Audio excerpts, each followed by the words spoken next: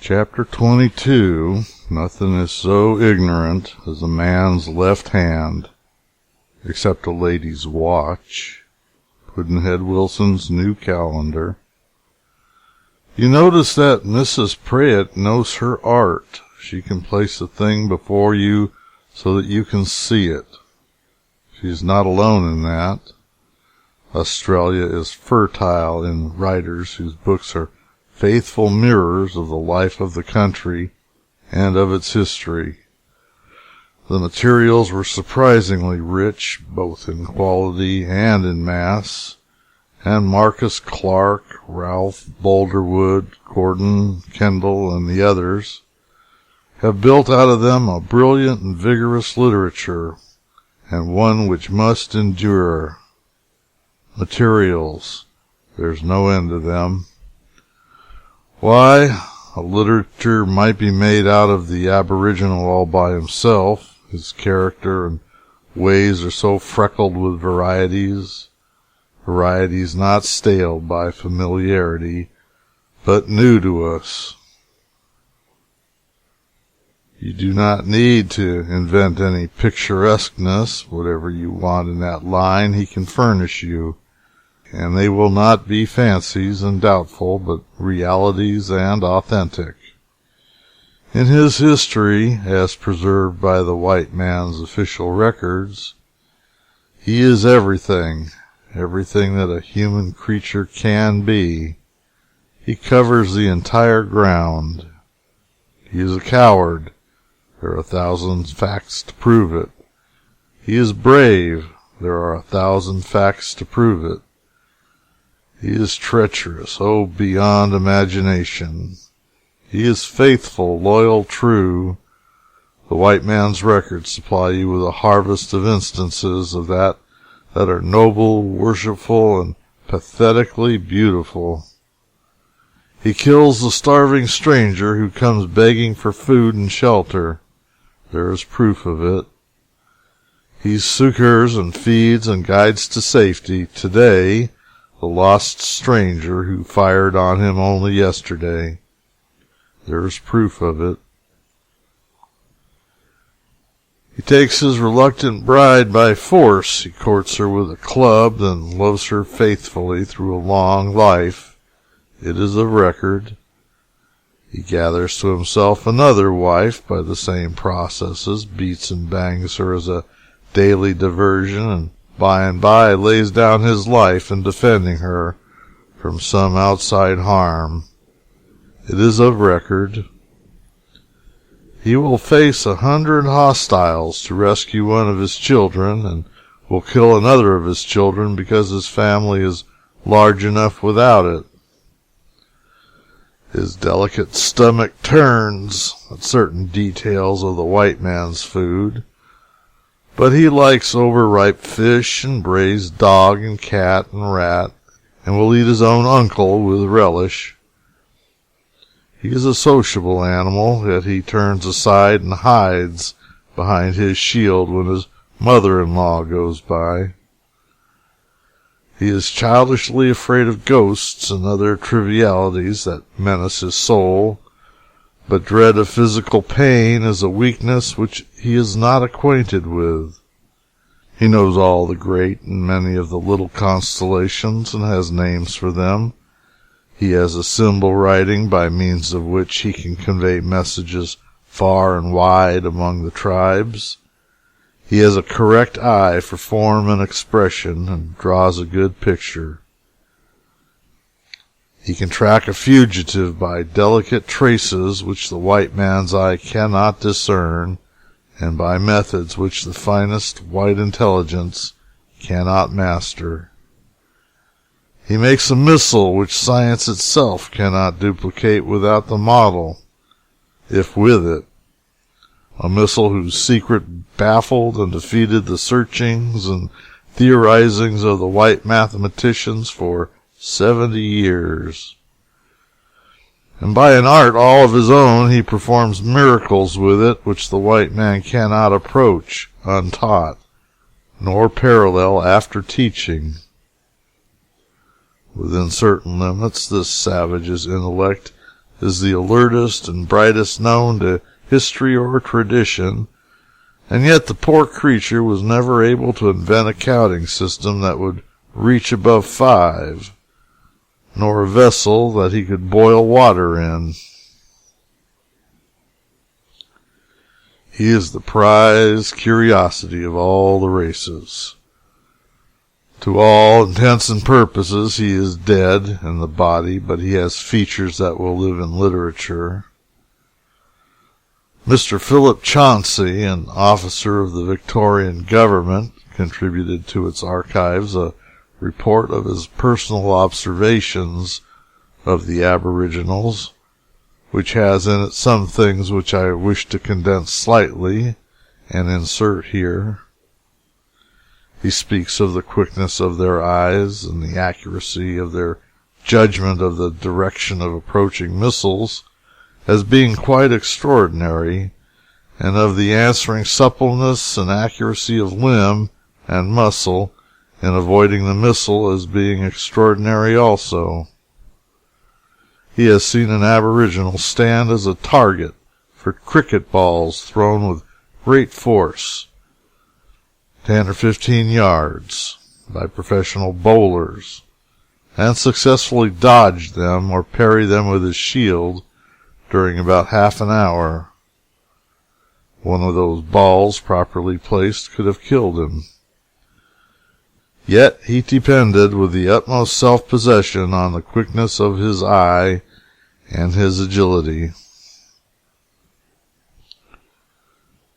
The shield was the customary war shield of his race, and would not be a protection to you or me.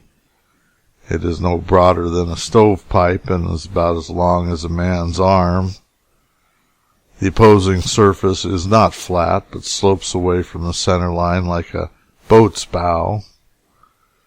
The difficulty about a cricket ball that has been thrown with a scientific twist is that it suddenly changes its course when it is close to its target, and comes straight for the mark when apparently it was going overhead or to one side. I should not be able to protect myself from such balls for half an hour or less. Mr. Chauncey once saw a little native man throw a cricket ball 119 yards. This is said to beat the English professional record by 13 yards. We have all seen the circus man bound into the air from a springboard and make a somersault over 8 horses standing side by side. Mr. Chauncey saw an aboriginal do it over 11, and was assured that he had sometimes done it over 14. But what is that to this? I saw the same man leap from the ground, and in going over he dipped his head, unaided by his hands, into a hat placed in an inverted position on the top of the head of another man sitting upright on horseback, both man and horse being of the average size. The native landed on the other side of the horse, with the hat fairly on his head. The prodigious height of the leap, and the precision with which it was taken, so as to enable him to dip his head into the hat, exceeded any feat of the kind I have ever beheld. I should think so. On board a ship lately, I saw a young Oxford athlete run 4 steps and spring into the air, and squirm his hips by a side twist over a bar that was 5½ feet high. But he could not have stood still and cleared the bar that was 4 feet high. I know this because I tried it myself. One can now see where the kangaroo learned its art. Sir George Grey and Mr. Eyre testify that natives dug wells 14 or 15 feet deep and 2 feet in diameter at the bore, dug them in the sand, wells that were quite circular, carried straight down, and the work beautifully executed. Their tools were their hands and feet.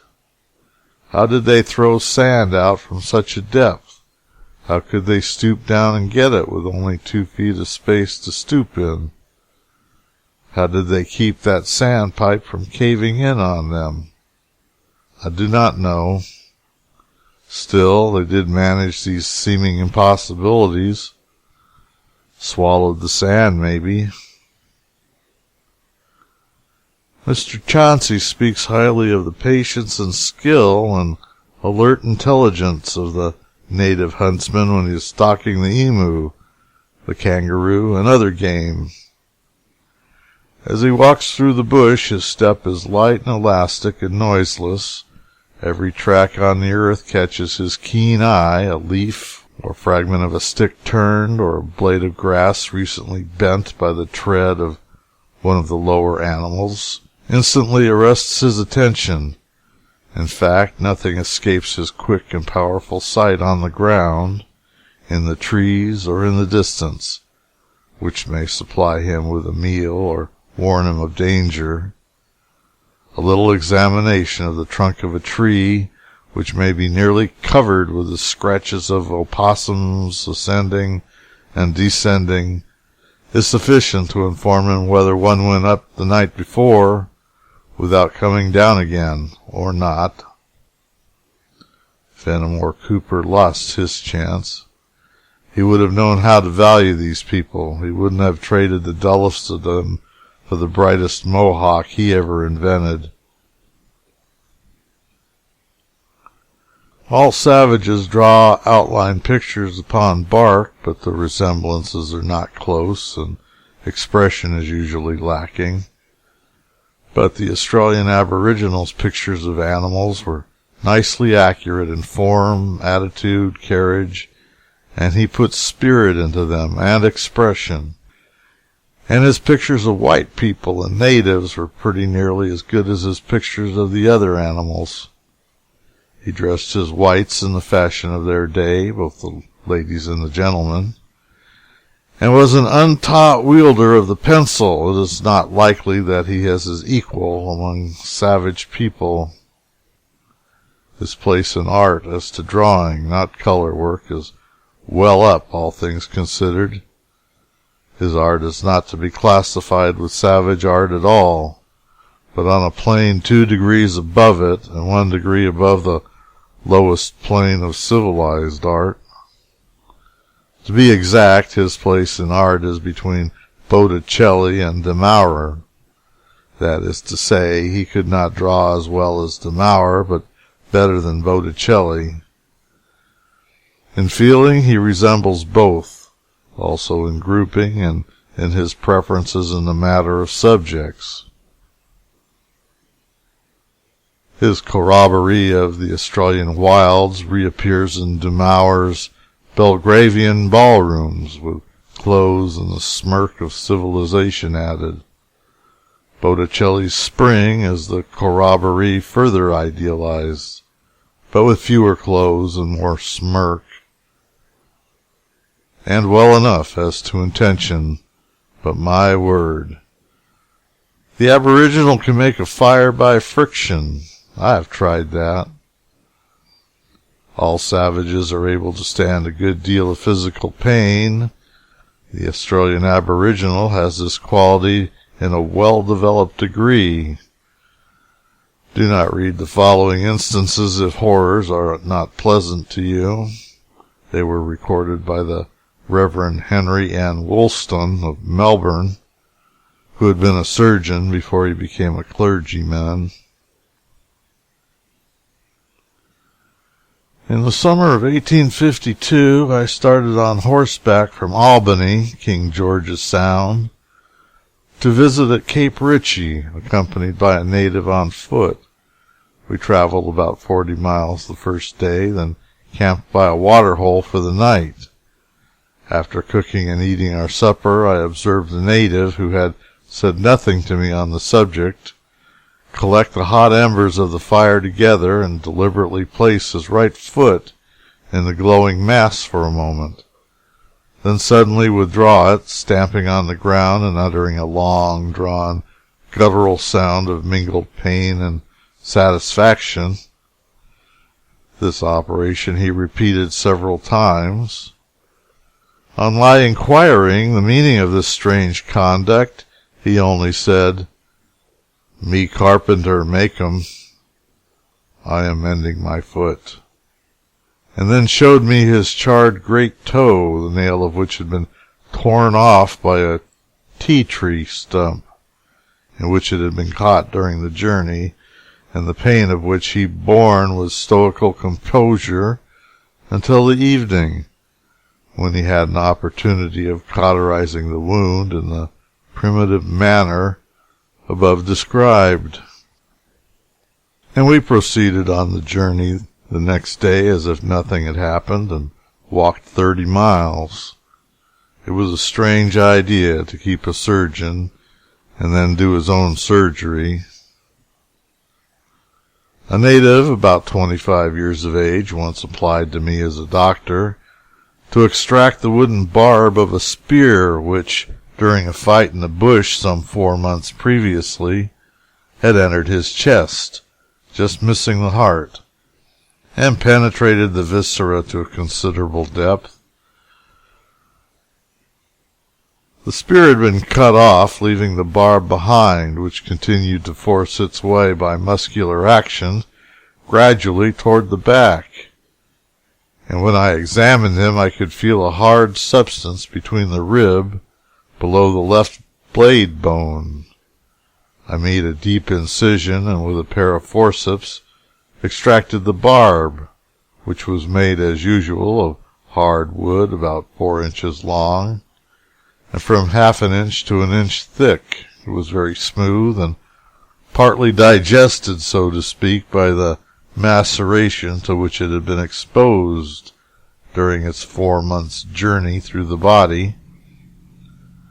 The wound made by the spear had long since healed, leaving only a small cicatrix after the operation, which the native bore without flinching. He appeared to suffer no pain. Indeed, judging from his good state of health, the presence of the foreign matter did not materially annoy him. He was perfectly well in a few days. But number 3 is my favorite. Whenever I read it, I seem to enjoy all that the patient enjoyed, whatever it was.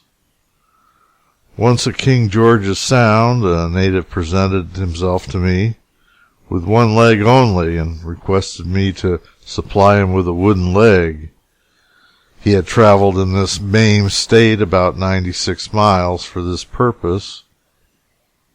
I examined the limb, which had been severed just below the knee, and found it had been charred by fire, while about 2 inches of the partially calcined bone protruded through the flesh. I at once removed this with a saw, and having made a presentable stump of it as I could, covered the amputated end of the bone with a surrounding of muscle, and kept the patient a few days under my care to allow the wound to heal. On inquiring, the native told me that in a fight with other black fellows, a spear had struck his leg and penetrated the bone below the knee. Finding it was serious, he had recourse to the following crude and barbarous operation, which it appears is not uncommon among these people in their native state.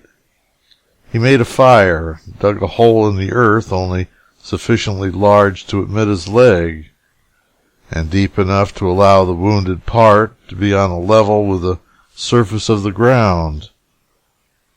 He then surrounded the limb with live coals or charcoal, which was replenished until the leg was literally burnt off. The cauterization thus applied completely checked the hemorrhage, and he was able in a day or two to hobble down to the Sound with the aid of a long, stout stick, although he was more than a week on the road. But he was a fastidious native. He soon discarded the wooden leg made for him by the doctor, because it had no feeling in it. It must have had as much as the one he burnt off, I should think. So much for the Aboriginals. It is difficult for me to let them alone. They are marvelously interesting creatures. For a quarter of a century now, the several colonial governments have housed their remnants in comfortable stations and fed them well and taken care of them in every way. If I had found this out while I was in Australia, I could have seen some of those people. But I didn't. I would walk 30 miles to see a stuffed one. Australia has a slang of its own. This is a matter of course. The vast cattle and sheep industries, the strange aspects of the country, and the strange native animals, brute and human, are matters which would naturally breed a local slang. I have notes of this slang somewhere, but at the moment I can only call to mind a few of the words and phrases. They are expressive ones. The wide, sterile, unpeopled deserts have created eloquent phrases like no man's land and the never never country. Also this felicitous form, she lives in the never never country. That is, she is an old maid. And this one is not without merit. Heifer paddock, young ladies' seminary. Bail up and stick up, equivalent to our highwayman term for hold up, a stagecoach or a train. New chum, it's the equivalent of our tenderfoot, or new arrival. Then there is the immortal my word. We must import it. My word. In cold print, it is the equivalent of Great Caesar, but spoken with a proper Australian unction and fervency, it is worth 6 of it for grace and charm and expressiveness. Our form is rude and explosive. It is not suited to the drawing room or the heifer paddock, but my word is, and is music to the ear, too, when the utterer knows how to say it. I saw it in print several times on the Pacific Ocean, but it struck me coldly. It aroused no sympathy. That was because it was the dead corpse of the thing. The soul was not there. The tones were lacking, the informing spirit, the deep feeling, the eloquence. But the first time I heard an Australian say it, it was positively thrilling.